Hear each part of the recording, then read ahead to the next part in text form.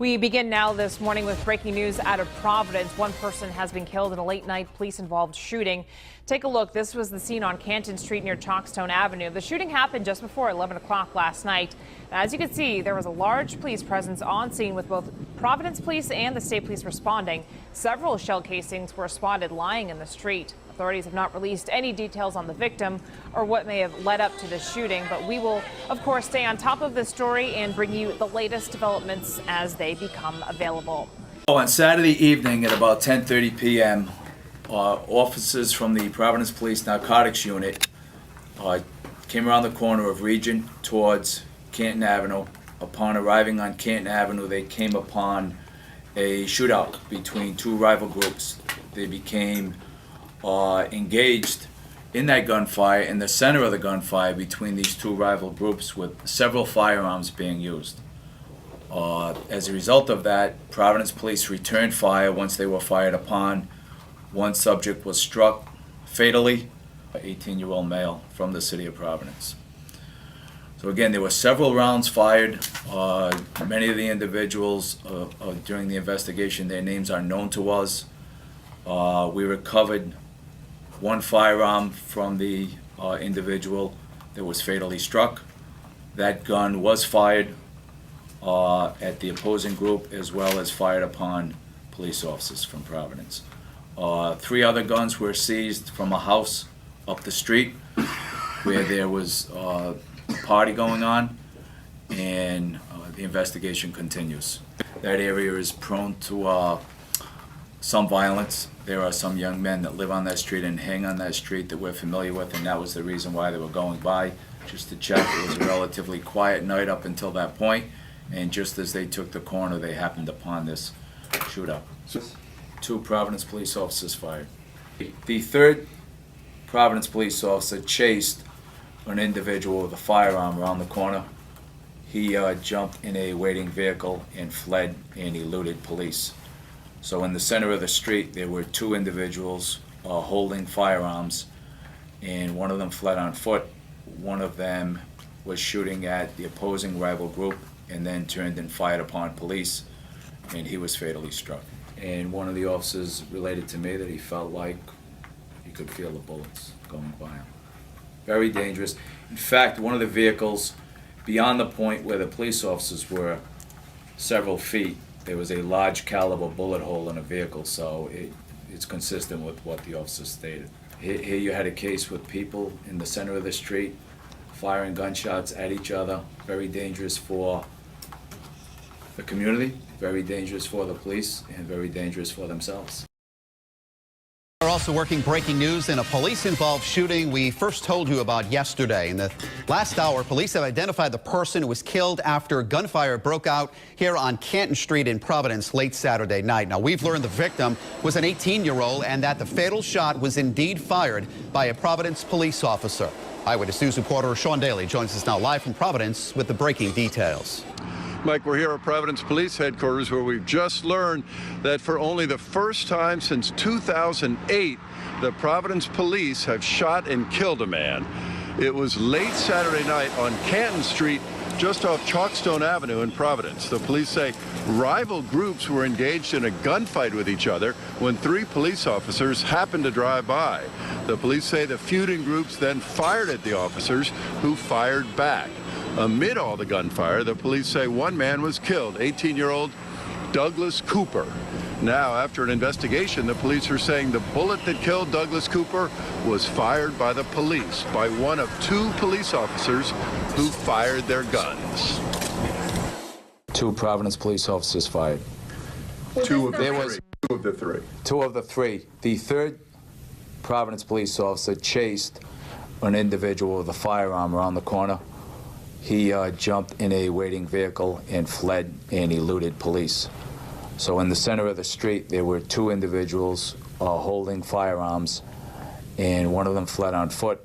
One of them was shooting at the opposing rival group and then turned and fired upon police, and he was fatally struck. The Providence police chief said Monday that officers shot and killed an 18-year-old man during the shootout. Colonel Hugh Clemens said 3 of his officers drove up on a gunfight between 2 groups Saturday night and that shots were fired at the officers. The officers returned fire, killing 18-year-old Douglas Cooper. The chief said evidence shows a gun found next to Cooper's body had been fired at the other group and at police. The chief said members of the department's narcotics unit were in the neighborhood when the shooting started and that the gunfight played out on Canton Street. Clemens says 2 police officers returned fire, doing what they had to do. It's a very high-risk, dangerous situation for the Providence police. They performed admirably in that no police officers were hurt. No police officers were injured in several rounds fired, Clemens said. No arrests have been made as police look for other suspects. The chief said the officers did identify themselves as police. The 2 officers who fired are on administrative duty, as is procedure in police-involved shootings. We are working more breaking news in a deadly police-involved shooting. Investigators just identified the man shot by Providence police this weekend. And officers say someone involved in a separate gunfight opened fire at them, and they fired back, hitting and killing an 18-year-old man. From the Providence Mobile Newsroom, Eyewitness News reporter Sean Daly is live outside police headquarters. Yes, we are here outside Providence Police Headquarters, where we've learned that for only the second time since 2008, the Providence Police have shot and killed a man.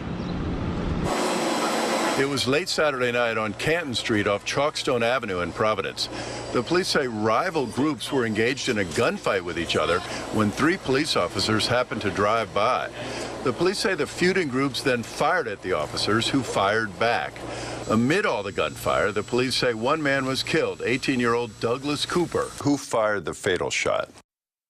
Providence Police. Now, after an investigation, the police are saying the bullet that killed Douglas Cooper was fired by the police, by one of 2 police officers who fired their guns. How close do you think they thought they were to not going home? I can tell you the police officers from Providence involved are well-trained, they're well-tested, they're very experienced, and they felt the bullets whizzing by. So this was very high risk, extremely dangerous. That's quite the picture you painted, that the police felt the bullets whizzing by.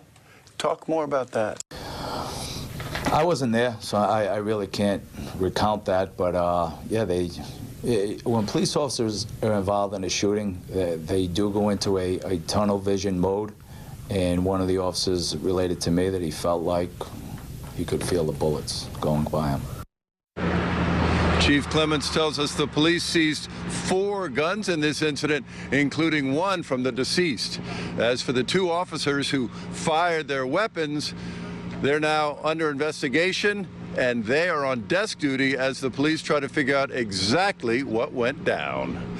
Live at police headquarters with the Providence Mobile Newsroom, Sean Daly, Eyewitness News. Douglas Cooper had seen a lot by the time he turned 18. He was a tough kid who'd gotten his education at the Rhode Island Training School. He was also likable, a good basketball player, and he had mentors who hoped he'd find his way off the streets. Instead, Cooper got into a shootout with rivals near a gang house on Canton Street on Saturday night. His chance to change his life ended when 3 narcotics officers happened to drive into the scene, and he turned and fired at them officers. Thomas Zacone Jr. and Patrick Potter took cover and fired back, striking and killing Cooper where he stood, said Chief U.T. Clemens Jr. Sergeant. Gregory Son, who the chief said had felt the bullet whiz by, chased after another armed man who'd been standing with Cooper and ran when he saw the police. The police didn't catch the other suspects, but they found multiple casings and a large bullet hole in the car, close to where Sion had been seconds earlier. Inside the gang hangout at 150 in Canton St., the police found 3 semi-automatic handguns, Clements said. Cooper's revolver had been fired several times, the chief said. This situation highlights how dangerous this job really is, Clements said. 3 well-trained, highly experienced police officers, and in a matter of milliseconds, they had to make a decision to return gunfire. Police are still trying to identify the other shooters. It wasn't clear what Cooper, who came from Lockwood, was doing there that night, or how he got the gun. Kobe Dennis, the founder of Project Night Vision, a mentoring program for teenagers, met Cooper while teaching at the training school. At 16, Cooper was guarded. Dennis remembered. He had too many false promises. Too many people had let him down. But finally we formed a relationship, Dennis said. He was trying to do his best for his mom. He wasn't an evil kid. I think he just didn't see a way out. He saw Cooper cycle through the training school and transitional programs. He's a kid from the system, Dennis said. He would go home and do whatever he wanted on weekends. And then he'd go back and play the game. Dennis said that Cooper had begun to trust him. He wanted help getting a job. Dennis wanted him to speak to the teens in Project Night vision about keeping away from the streets. I believe this kid was a leader, Dennis said. The kids would have listened to him, but they fell out of touch about a month ago. Now, Dennis says he wonders if Cooper didn't want him to know what he was up to. The worn three-story multifamily house stands behind a bar at the corner of Chalkstone Avenue and Canton Street. To police, the house at 115 Canton St. is a known hangout for a local street gang, and officers have been called there several times about gunfire. Saturday night was so quiet in the city that the three officers decided to ride by the house to see what was going on. Sean, Potter, and Zincon often handle the department's most dangerous calls. In their combined 55 years on the job, they've seized dozens of guns. Sean and Potter have shot at suspects before, and Sean has also been shot at. The three officers are now on administrative leave, pending both an internal investigation and a multi-agency investigation to determine if the Canton Street shooting was legally justified. All right, now to a developing story out of Providence, where police say it was an officer's bullet that killed the suspect during a weekend shootout. NBC 10's Brian Crandall is live in the city now with the latest. Brian?